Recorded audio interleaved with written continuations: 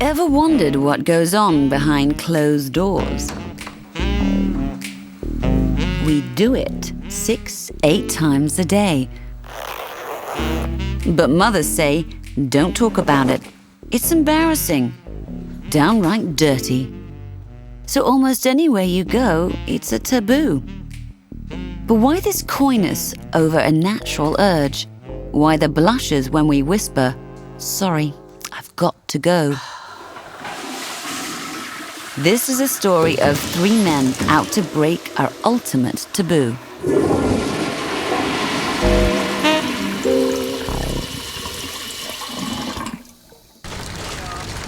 Sometimes size matters. The city-state of Singapore is tiny, no larger than New York City, but with a big reputation to live up to. It's a manicured metropolis, not a hair out of place, and anal about keeping it that way. Just the kind of city to inspire this dream.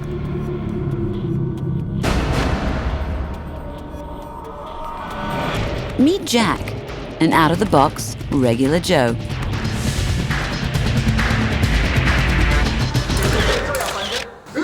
Sometimes Jack calls himself Superloo. Yes, good. One more time. More often he's known as president of the WTO, his World Toilet Organization, a movement he began with $80,000 from his savings. His methods may seem potty, but the media darling will do anything for his mission. Better toilets for all. Good. Hold your plunger higher. We try. Very nice. Good.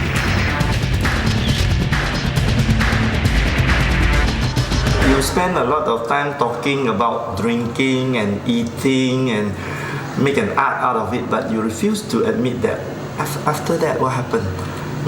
On the way out, it's also a culture, because toilet is culture. Toilet is something you do 6 to 8 times a day, and if you do it so often, it's your culture. So we have to talk about it, and we have to enjoy that part of it as well. The thing about toilets is that it turns us off, or we laugh it off. There's hardly any middle ground. Today, people may be more comfortable talking about sex, and fewer believe that women have to be coy. The old taboos are slowly dying. But the first thing we do in the morning is still the last thing we'll talk about in polite company. When Jack founded the WTO, the odds were his would be a one-man crusade for some time. But 5 years on, guess what? It's going to be a very, very big meeting. Very exciting.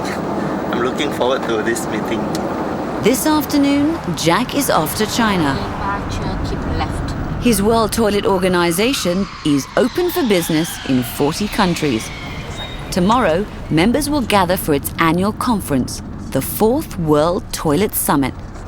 By any standard, Jack's WTO is a classic success story. Bye-bye. Have a good trip. But when was the last time anyone took a toilet expert seriously? Don't go karaoke. I think it won't happen. I told him that, and I say, and people will call me Liam Ban So, you know? You know, Liam Ban So means Mrs. Toilet in Teochew. So that's not a very nice term for me. Bye. See you. Bye-bye.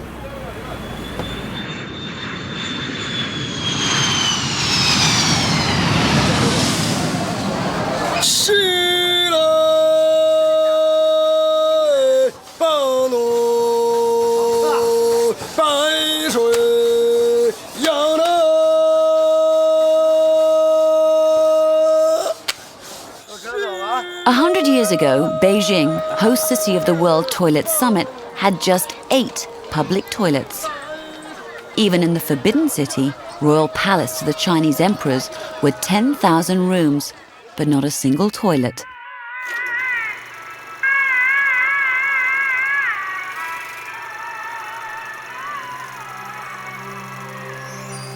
So this is how the day began for the last emperor to sit on the throne. This is Pu Yi, the last emperor of China. And in the room deep in the Forbidden City lies the last of the royal toilets. The seat was made of wood, but like all the imperial toilets of the Qing dynasty, the pan was crafted from silver. Following court tradition, it was carried out of the royal chapel by eunuchs. Then it was cleaned before it was used again. It was deodorized with the ash of pine resin.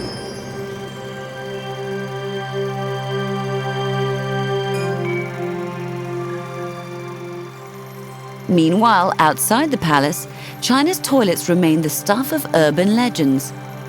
Until official Ma Kunding.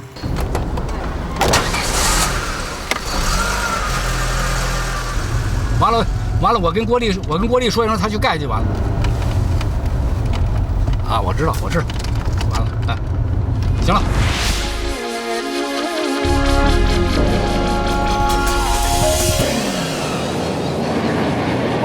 Official Ma has been given a mission.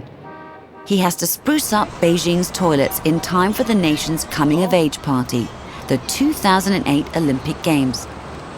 Like any Olympic city, Beijing will build a stadium, highways, and even a new airport. But China also has clean toilets on its list.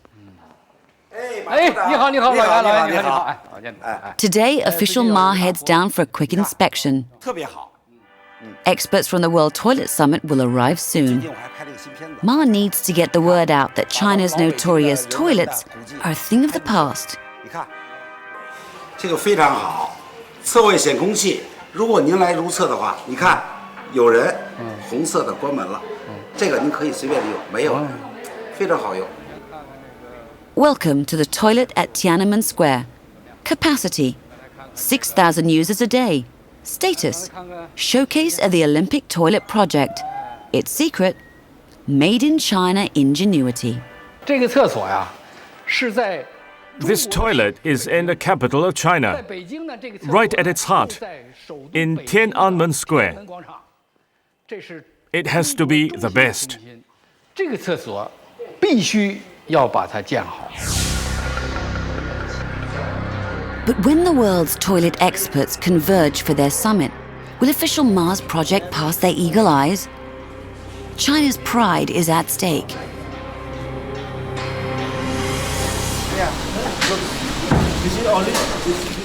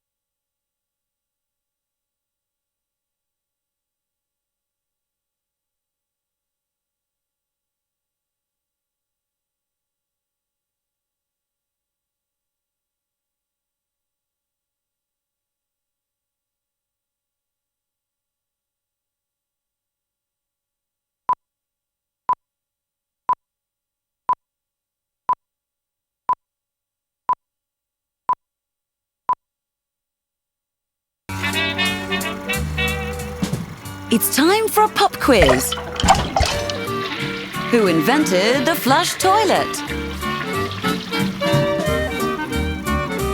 Kids are taught Alexander Graham Bell invented the telephone and Thomas Edison the light bulb. But what about the flush toilet? It seems the first flush toilet was made for Queen Elizabeth I by her godson, John Harrington. Sir John. But it was another Englishman who made it popular, a certain Thomas Crapper.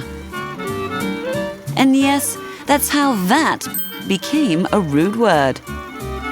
As for the inventor behind the toilet paper we use today, anyone heard of American Joseph Gaiety?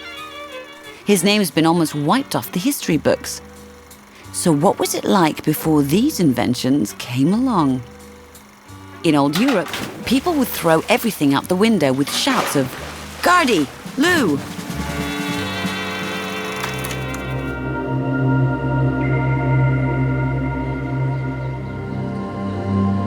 But the story doesn't end there. In a corner of India, the forgotten tale is constantly being retold. And this morning, something seems to be stirring.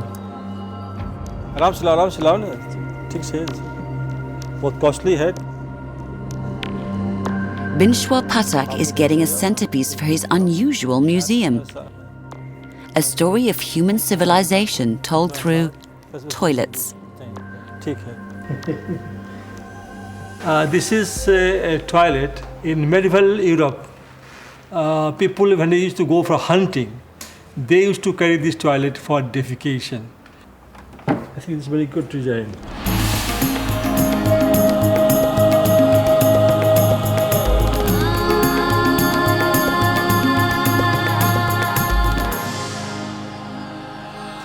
And then you see it's in medieval period, 15th century, 16th century.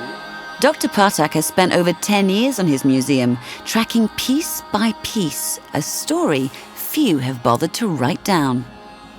But his story is far from complete, and Dr. Patak's still looking for some missing pieces. This see the toilet for the elephants. In India, nobody considers a prestigious job to work for the toilet. But for me, it has become a religion for me.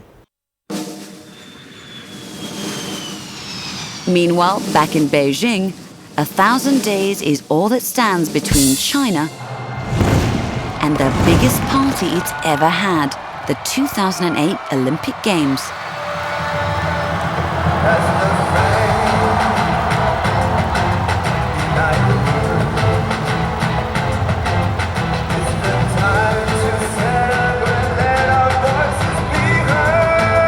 Tonight, the mood hits fever pitch as the nation gears up for an Olympic version of Chinese Idol. China will vote for a song to capture the spirit of the Beijing Games. This morning, another milestone in China's Olympic ambition kicks in. Beijing plays host to the World Toilet Summit. So what goes on at a toilet summit?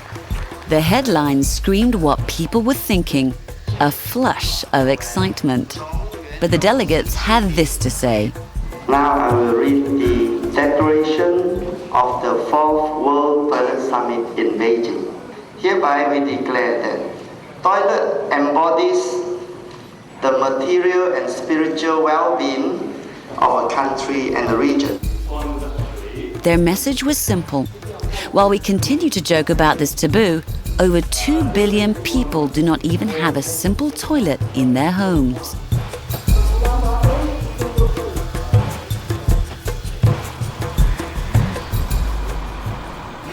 Thank you. It's the last day of the World Toilet Summit. An official Ma takes the delegates on a tour of his projects. After 2 days of talking, it was time for a hands-on feel.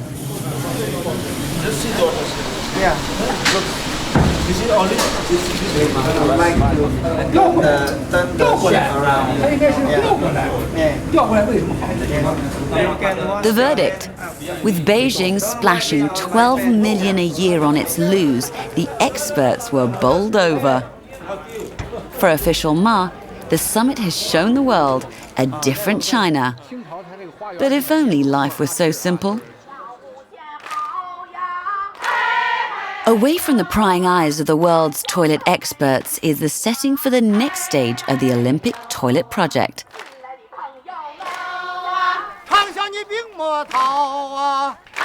Beijing's Hutong district is an old neighborhood of courtyard homes. Its first brush with modern plumbing came in the 1960s. Modern by the standards of Mao's Red China.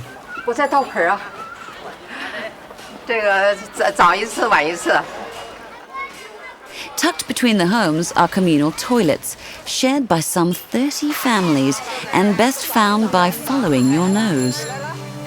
But 50 years ago, even communal toilets were a great leap forward. In a country with more people than its farms could feed, waste was never wasted. It was carted from chamber pots in the cities to the fields. The carriers were hailed as communist heroes. One man stinks, so others stay clean.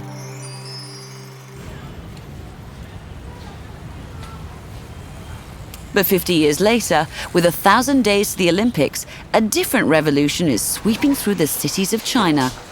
The old communal toilets are no longer good enough. 就想问一下啊，这个厕所你常来吗？我常来，我常来这儿。为什么不用家厕？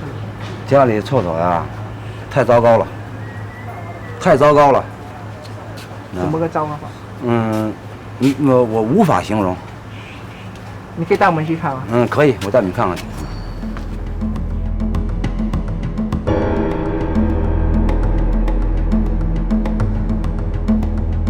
Here's a hint of what the Olympic toilet project is up against. 你看，你们自个儿看去吧，我就不进去了，你们自个儿看去吧。Residents claim that this toilet hasn't been cleaned for 5 years.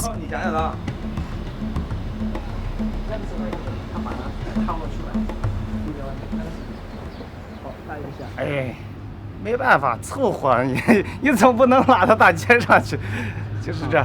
掏那么多少年了，那现在的话，我原来有点地，有的时候就扔的地了。你看。If you have a weak stomach, shut your eyes. Here's a sight you don't want to see. 倒的那边那个坑里，条子行了，条子这个靠。走，你看它全到那后边去了，走不走？走，我挑那边去，我挑那个地来去，嘿嘿。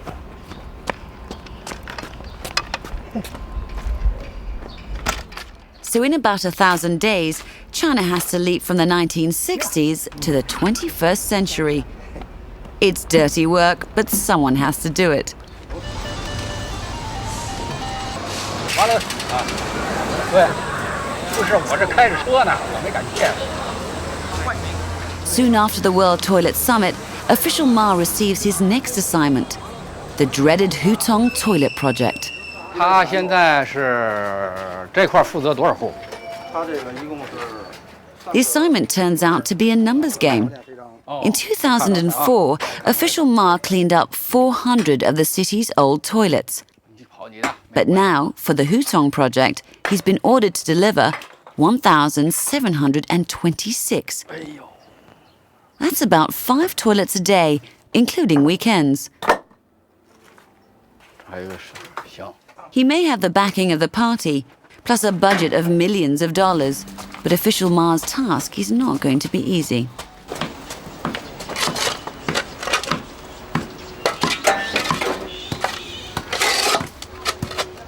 这个过程，这个厕所。 These are the most difficult toilets to build. The land we are standing on is prime real estate. So we have to rebuild the toilets on the foundations of the old. We can't afford to build them an inch larger.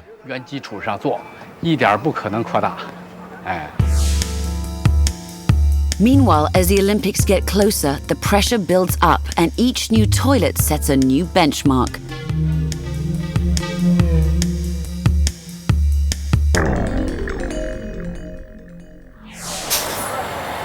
But for a country that's changing faster than most places on Earth, 明天要拍这个东西，那个谁，宝庆跟你说了吗？ what are a few numbers anyway? Try telling that to official Ma. 你有样品吗？哎，赵一军吗？同时又是个压力，为什么是压力呢？ The stress is incredible. I've never handled a project on this scale. If I don't get this right, I'll have to resign. There's no doubt. I'll resign. The few of us take toilets seriously, and what comes naturally is a 4-letter word we shy away from. Poo? Duty. Ah, crap. And the list just goes on and on.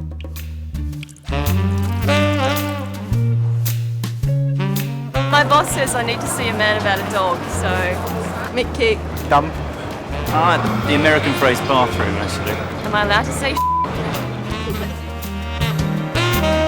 So we feel like a number one after a drink, a number two when an urge gets stronger.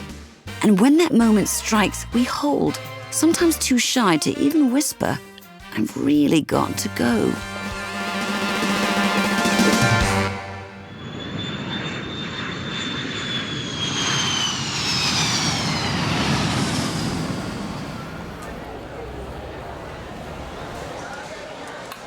So what happens when we need to get serious and talk about what will come naturally? It's a Sunday morning in Singapore. Jack is on toilet duty. The Singapore chapter of his World Toilet Organization has worked out a system of star ratings for the city's public toilets. For $40, an inspector from the WTO turns up, checks, and hands out the stars. So what transforms the simple John into a star? What's the secret behind the leading ladies? The basics won't get you beyond 3 stars. For 5, be prepared to roll out the red carpet. But the road to stardom depends entirely on the aim. Yeah, the male trajectory is unpredictable. When the water pressure is high, he can shoot into the urinal, but finally he probably will drip a little bit onto the ground here. Some water flushing it down, so this is okay. It's good, yeah. It was during these inspections that an idea took shape in Jack's mind. How do designers and architects really know what goes on behind closed doors? The man just zip, shoot, keep it and zip it up. That's about 36 seconds. And the woman, she has to go to the cubicle, she has to lock the door, she has to put her hand back, she has to inspect the seat cover, she has to wipe it. If it's too dirty, she has to do a kung fu stunt. Instead of sitting down, she will half stoop. So ladies' toilet ought to be much bigger, and the code of practice all over the world should change, because giving them exactly the same size is giving them too little. Convinced that something had to be done, Jack hit upon a solution. He began to dream about a world toilet college. The very thought gave him a new lease on life. Maybe having a new sports car or a mistress could give you that feeling, but the price to pay is too high, you see? And this is a social service as well, so I think it's much better to do a volunteer work. But at just $40 an inspection, the WTO isn't exactly flushed with cash. So Jack scoured the city, searching for affordable spaces for his World Toilet College.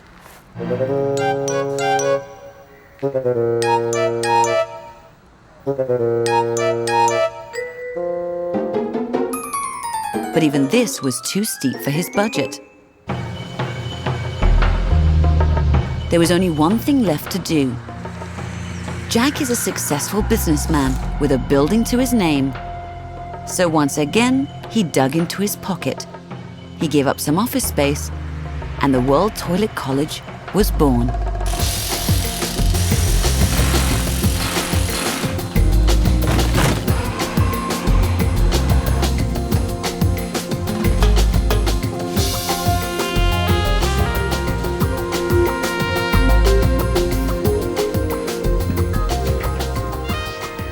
I think it's very hard for us to say this is a college, but it's a training center for a first step.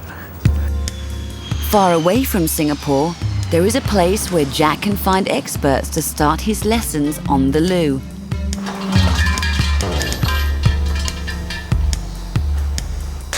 A place where cleanliness is an obsession, where the humble toilet has evolved into an object of luxury. For only in Japan is there a place some would call the toilet capital of the world, Fukuoka. In a city of over 1 million people, 3,000 are gainfully employed in the largest toilet company in the world. うちのトイレにゃ裏があるれてる嘘縁がないからお掃除10秒の縁なしトイレにしてとうとう Here is an insider's guide to the largest toilet company in the world, where specialists are privy to every part of the potty. This team has an insight to the secrets of the flush. The average person leaves 140 grams after each visit, but these flush systems don't take chances. They're designed to deal with mega loads, up to a kilo. Another team is dedicated to fighting the battle of the sexes. Had those arguments about whether the seat should stay up or down? What about a compromise? A motorized, motion-controlled toilet seat. All this adds up to some of the most expensive toilets in the world. But the designers didn't stop there. One model's even made it to the Guinness Book of Records for the world's most sophisticated toilet. Then the designers went further. So here's a step-by-step guide to another marvel of Japanese technology. 5. Check the self-closing toilet seat, climate-controlled for those cold winter nights. 4. Next, a device to stop anyone from sniffing out what really goes on here. Ensuite air fresheners, naturally with a choice of fragrances, electronically released to rid any odor.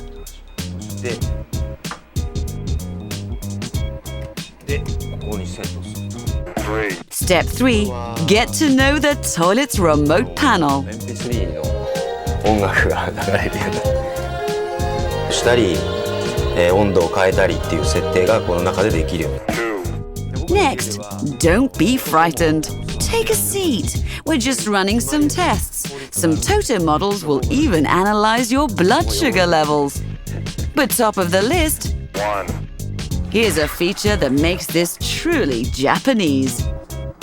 The built-in bidet, guaranteed to hit the spot in regular wash or gentle spin.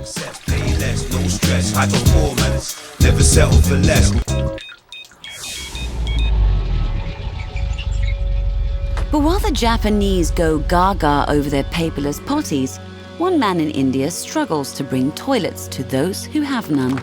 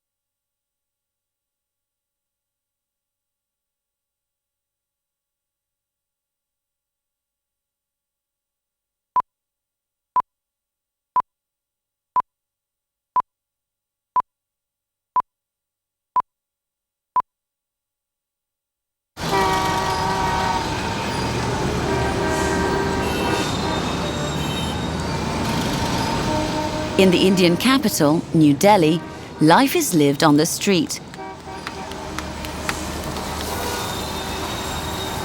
Teeming millions swarm the pavements, turning them into kitchens, bedrooms, restaurants, and toilets.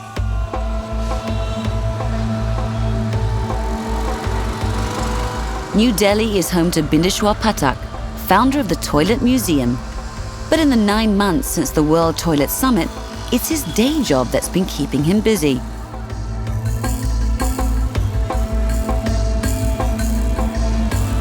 This morning, his routine is broken again.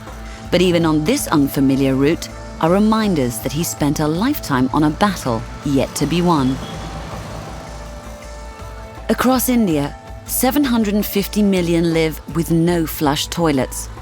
Even in the largest cities, the men head out to makeshift spots, while the women will wait till dark to do the same.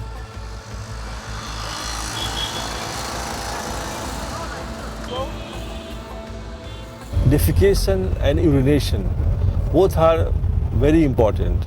You can wait for your breakfast or lunch or anything, but you cannot wait for going to the toilet or to make urine.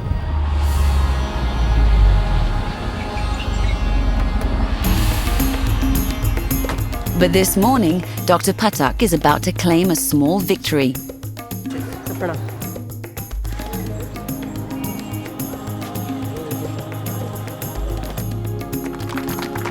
He's just opened a new public toilet, the latest in his chain of more than 6,000. Dr. Patak is the founder of an organization called Sulabh. His dream is to get modern toilets into every corner of India. This is the doctor's day job and his life passion. The toilet means to me my baby. So I maintain that in that spirit and with that pain. Suppose there is scratch in the wall. It looks as that scratches on my body. All over India, in over 1,000 towns and cities, Dr. Patak's toilets are used by 10 million a day. His chain also claims to run the largest toilet complex in the world. But all this is barely a drop in a country of 1 billion people.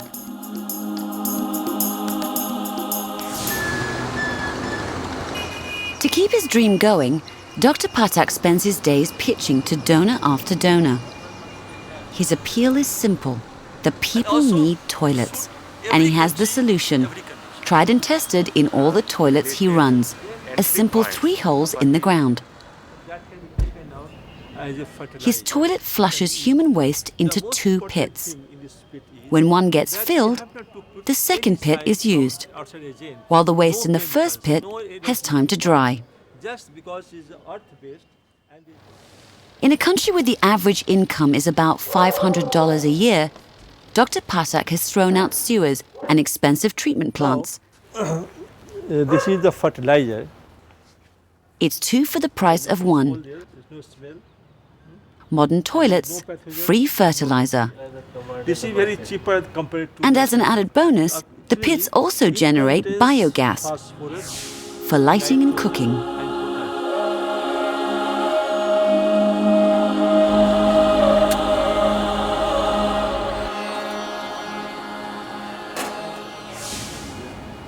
These past months, however, Dr. Patak has been pitching with an unusual urgency. There is a story he needs to tell.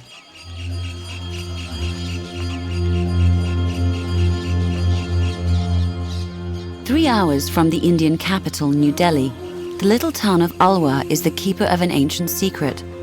The town's old quarter is home to the Scavengers, a community of untouchables, the lowest of the low in the Hindu caste system.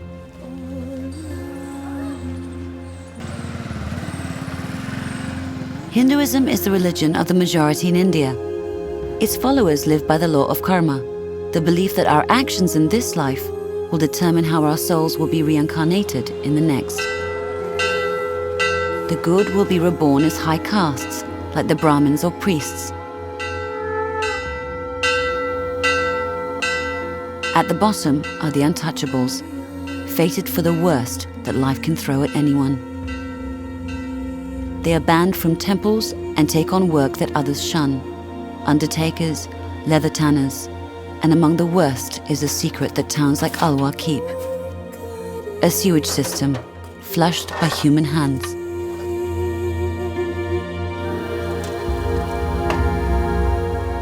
This is the lot of scavengers.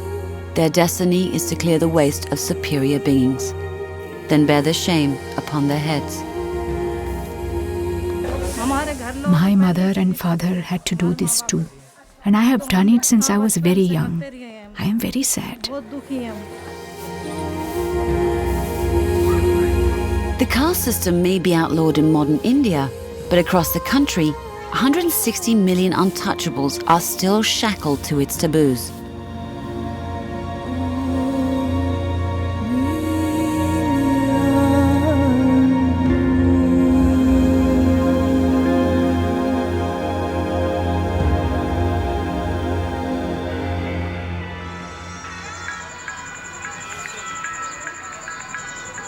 Not too long ago, Usha Chamar used to be a scavenger.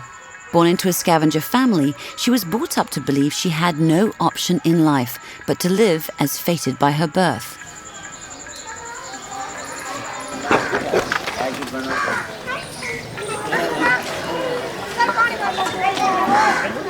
Her work made her spiritually unclean, and even her shadow was considered polluting. Then she met a man who told her she had a choice, that there was a life where the old taboos won't apply, and he could create that life in 3 short years.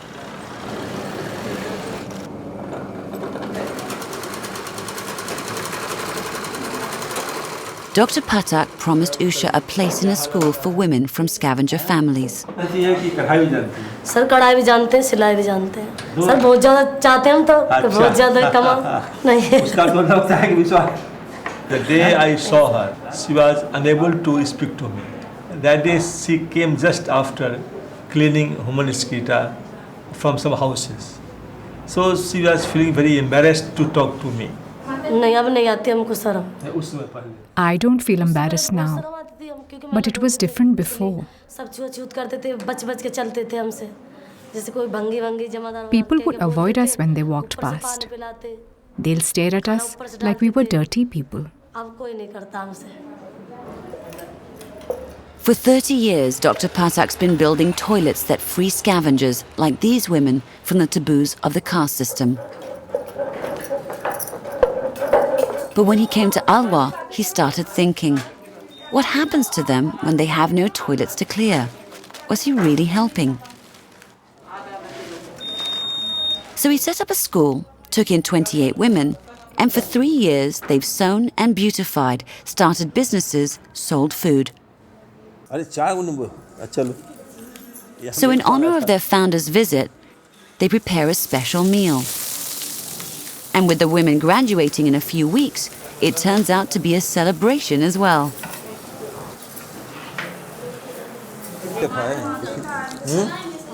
In this room, another taboo is being broken.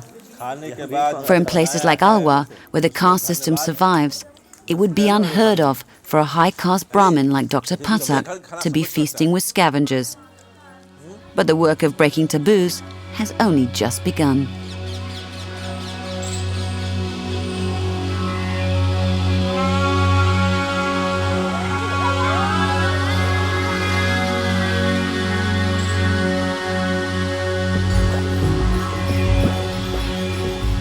It's the second morning of Dr. Patak's visit.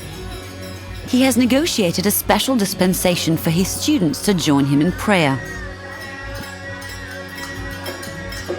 For tradition dictates that unclean scavengers should be barred from temples. But the students who are with him pray not for themselves, but for the success of his new mission. When they graduate in a few weeks, Dr. Patak has found the funds for another 50 women to take their place. Actually, I start my prayer, and my wish is that all the scavengers of India should be able to come in the mainstream of society. You will have to take them to drawing water from the wells, then going to a pond, also offering prayer in the temple, and to have a common dining, so that they should feel the part and parcel of the society. Later that morning, Dr. Patak heads down to the scavenger quarter of Alwa, and it immediately brings back memories of his first visit 3 years ago. Back then, no one would even talk to him. What was this Brahmin doing in this part of town? What does he want with our women? 3 years on, the ghetto still remains desperately poor.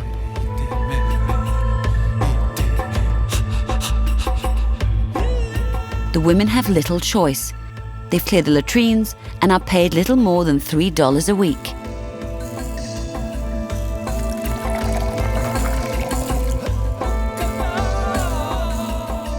Their lives will revolve around their homes. Scavengers have been killed for straying to parts of town where their polluting presence is not welcome. The men are known to drink heavily, just to drown the stench.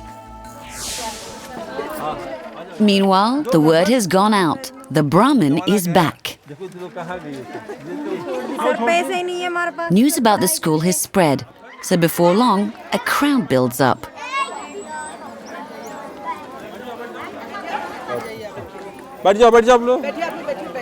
Dr. Patak dangles an attractive offer. The women he takes in will be given an allowance 3 times what they will earn as scavengers. Dr. Patak even promises that all the 400 women scavenging in Alwar will eventually be given a chance. I will do for 400 people.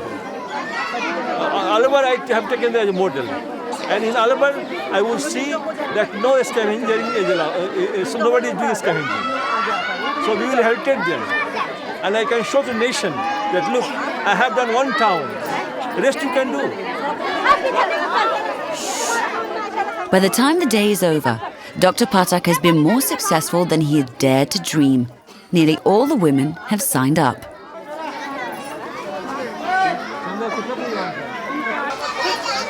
But he only has funds to take in 50 women. Who will he turn down? Who can he turn to for help?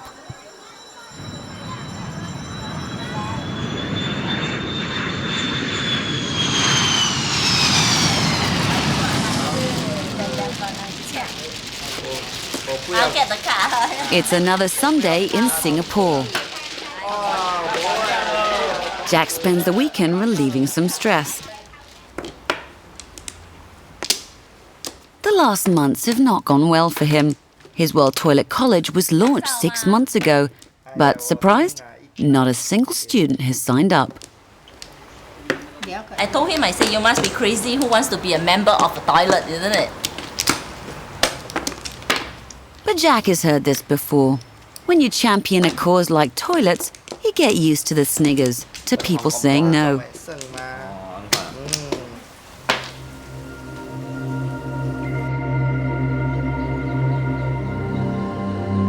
So the next day, he's back at work. There's a conference for worthy causes. $30,000 had been put aside for the most convincing pictures. Jack has just 5 minutes, and for a moment, a fighting chance. 6,000 children die every day of diarrheal diseases. Setting up the college has strained the finances of his World Toilet Organization. Jack needs money to carry on. I find it very difficult But he's up against the homeless, troubled teens. All he has are toilets and his charm. Would you donate to a World Toilet College? Jack didn't get the money. But the next day, a call comes through. Someone has heard his appeal.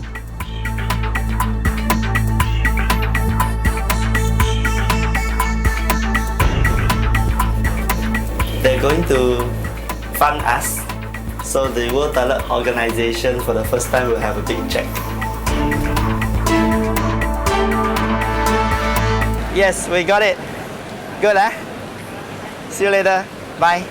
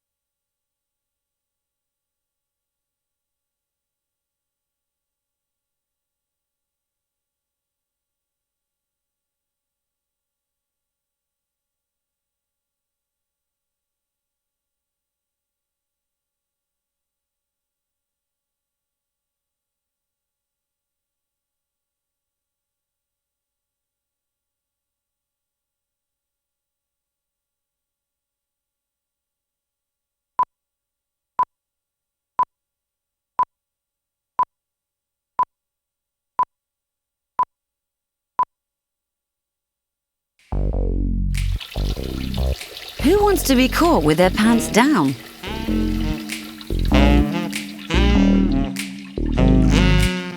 It's embarrassing. The stuff of crude jokes. So when it comes to toilets, who wouldn't just keep away? Why would anyone be interested in the loo?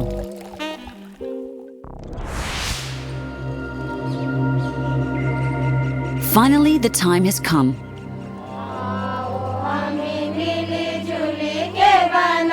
The first of the scavengers of Alwa are breaking the shackles of an ancient taboo. Once fated to clear human waste, now they have a chance to start a different life. Dr. Patak, who began by questioning the old prejudices, is determined his experiment should not end. But months of pleading has led nowhere.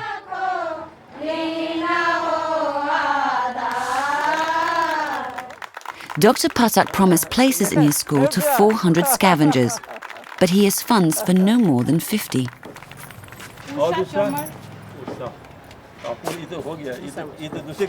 But if time is what it needs to shatter old taboos, so scavengers like Usha can start new lives, then Dr. Patak is not about to give up, yet. Sanitation has become my religion. It's just a mission of my life. So now I am tuned in such a way that for whole life I will not be able to do something else.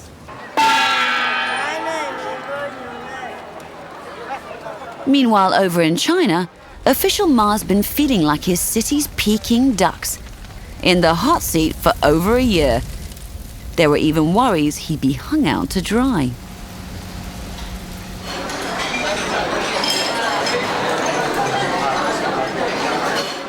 But 12 months later, the celebration begins at the site of a major victory. China's legendary Peking duck restaurant has been persuaded to join the fight for clean toilets. They've agreed to open their washrooms to anyone off the streets. As for its target of 1,726 toilets, this is China, where nothing seems impossible. We made a promise when we bid for the Olympics. We can't go back on our words. This project has to be finished. We are Chinese. We are men of our words.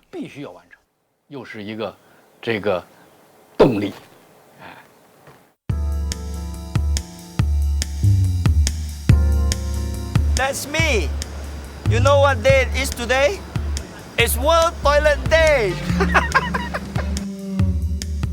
It's the 19th of November, and it's like his birthday and Christmas and the World Cup finals all rolled in one.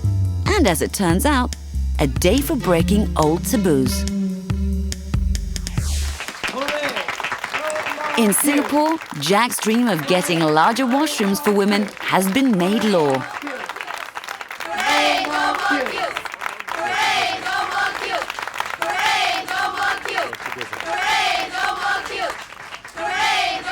I think eventually the whole world has to change because the current toilet ratio between men and women was designed before women liberation started, when women are at home. With new laws in the city, the timing was just right for Jack to realize yet another of his dreams. With the big check he received, Jack's World Toilet College has finally taken off. Exactly the same thing, cut and paste. Working with a local college, more than 100 architects, designers and planners have turned up for its very first seminar. Well, I feel very good. We have a new beginning. World Toilet College is started. When Jack began to question our toilet taboos, people sniggered. But he would say, don't laugh, at least not yet. A lot of taboo in the past has been broken, like leprosy, women's liberation, sex revolution, and yet toilet, we still have not overcome this taboo, so we have to break this last one.